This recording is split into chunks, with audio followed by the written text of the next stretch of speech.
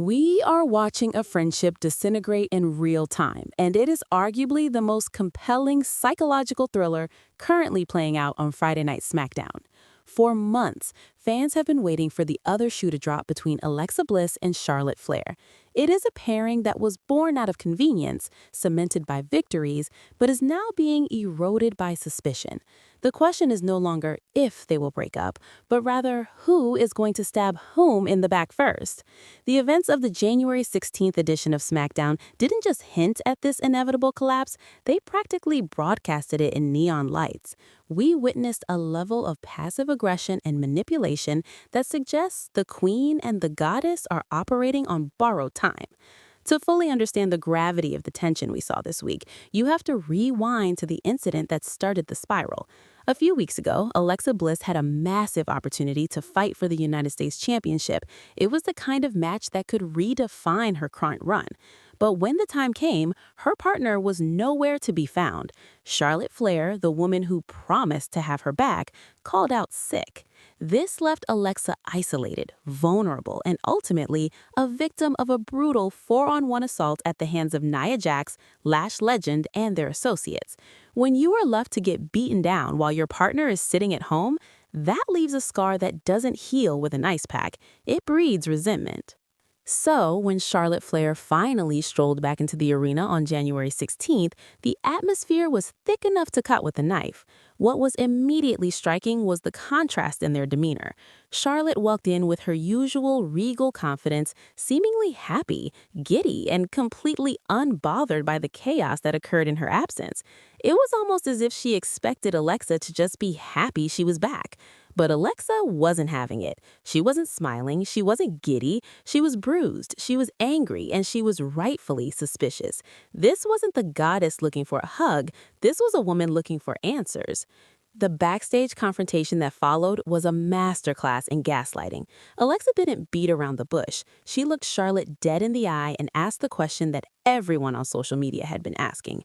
Were you actually sick or were you lying? It was a bold move, accusing the most decorated woman in WWE history of faking an illness to sabotage her partner. Charlotte, for her part, doubled down. She insisted that the sickness was real, that it wasn't a fabrication, and that she was hurt by the accusation. But then she did something that flipped the dynamic completely. She tried to turn herself into the victim. Charlotte Flair looked at Alexa and essentially said, "How dare you question me?"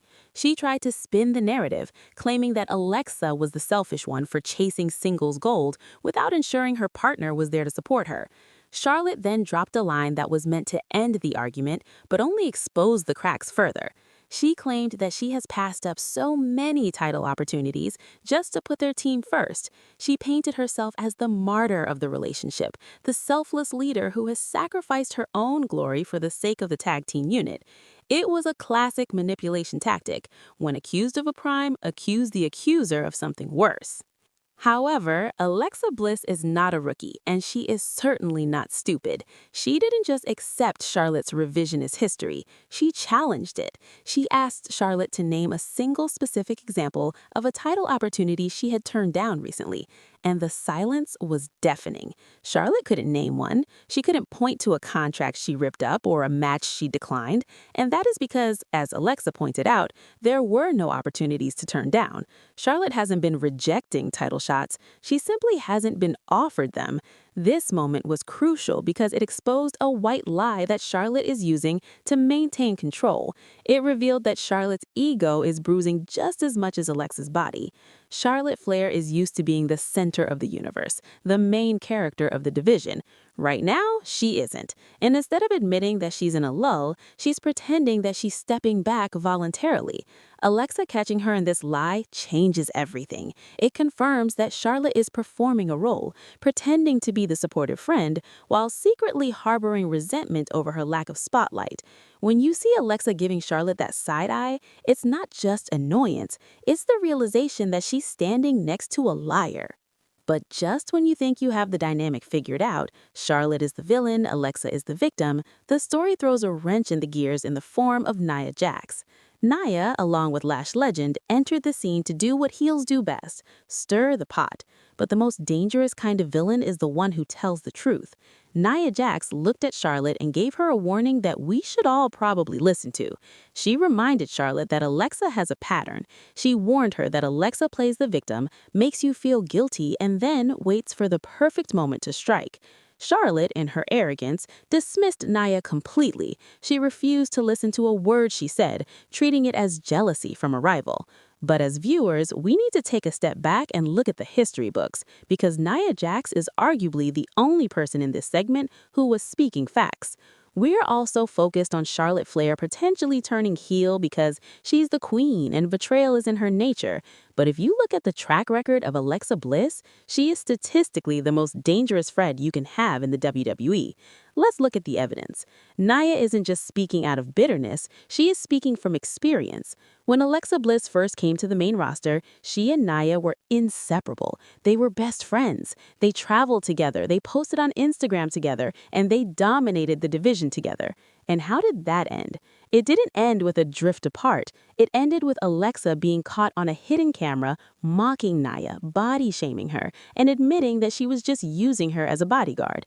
That betrayal was visceral and cruel, and it launched Nia into a babyface run because the fans saw just how manipulative Alexa could be.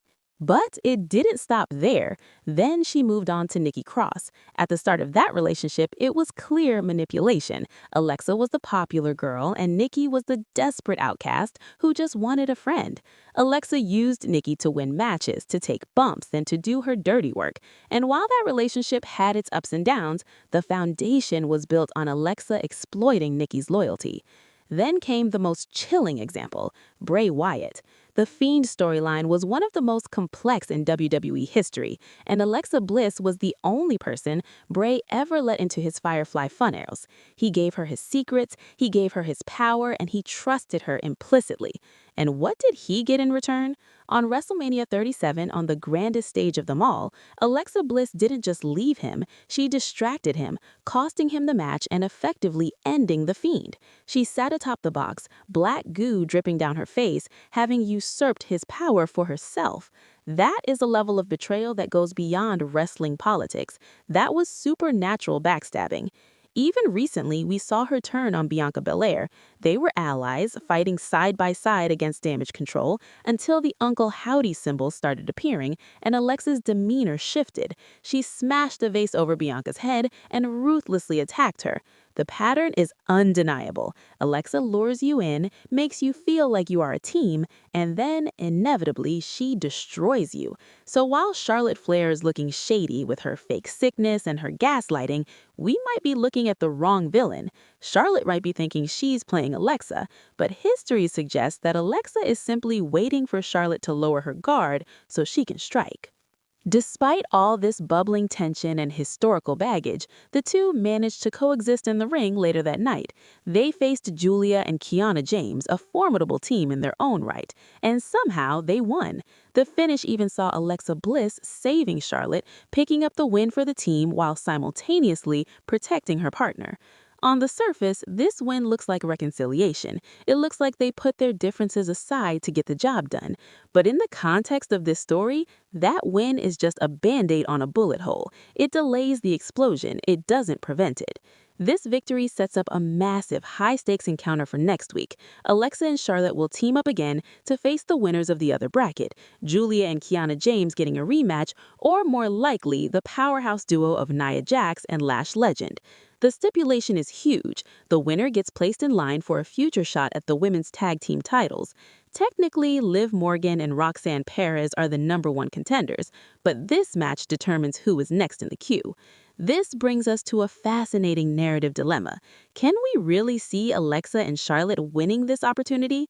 Logic dictates that for a team on the verge of a breakup, winning is the worst thing that can happen. If they win, they have to stay together. They have to pretend to be a cohesive unit while they prepare for a title match against the current champions, Rhea Ripley and Io Sky. And let's be honest, looking at the way the division is stacked right now, Alexa and Charlotte have absolutely no business beating Rhea and Io. The champions are on fire, they are fresh, and they are a dominant force. Putting the titles back on a dysfunctional team like Bliss and Flair feels like a step backward.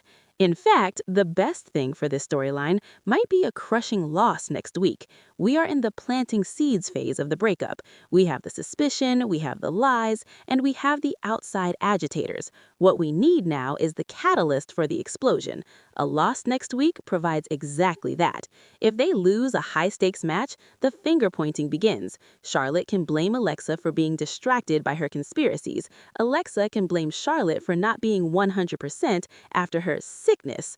A loss accelerates the friction. It forces them into a corner where they have to confront the reality that they don't work as a team anymore.